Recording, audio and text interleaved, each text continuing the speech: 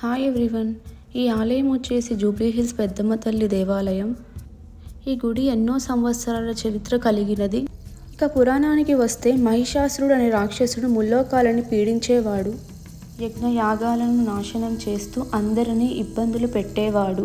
త్రిమూర్తులు కూడా ఆ దాటికి తట్టుకోలేకపోయారు. దేవతలందరూ శక్తి స్వరూపిణి అయిన అమ్మవారిని ఆశ్రయించారు. అప్పుడు అమ్మవారు ఆ రాక్షసుని సంహరించింది. ఆ సుదీర్ఘ పోరాటంలో అలసిపోయిన మహాశక్తికి కాస్తంత విశ్రాంతి అవసరమనిపించింది.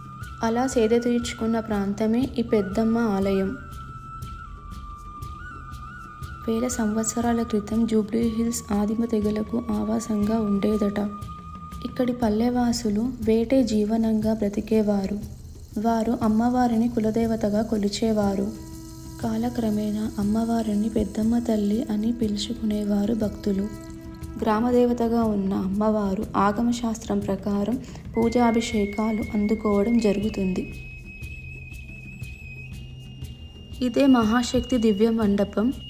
ఏదైనా కోరికతో ముడుపు కడితే ఆ కోరిక నెరవేరుతుందని, ఎలాంటి సమస్యకైనా పరిష్కార మార్గం చూపిస్తుందని భక్తుల నమ్మకం.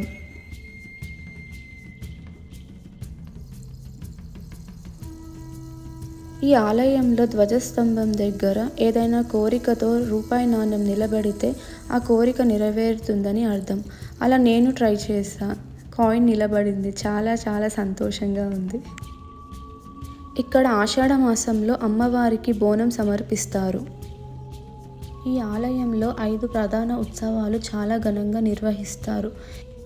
అవి దసరా నవరాత్రులు, శరన్నవరాత్రులు, బ్రహ్మోత్సవాలు, బోనాలు, శాకంబరి ఉత్సవాలు. ఈ ఉత్సవాల సమయంలో అధిక భక్తులు అమ్మవారిని దర్శిస్తారు. ఈ ఆలయంలో ప్రతిరోజు అన్నప్రసన్న, అక్షరాభ్యాసం, అన్నదానం చేస్తారు.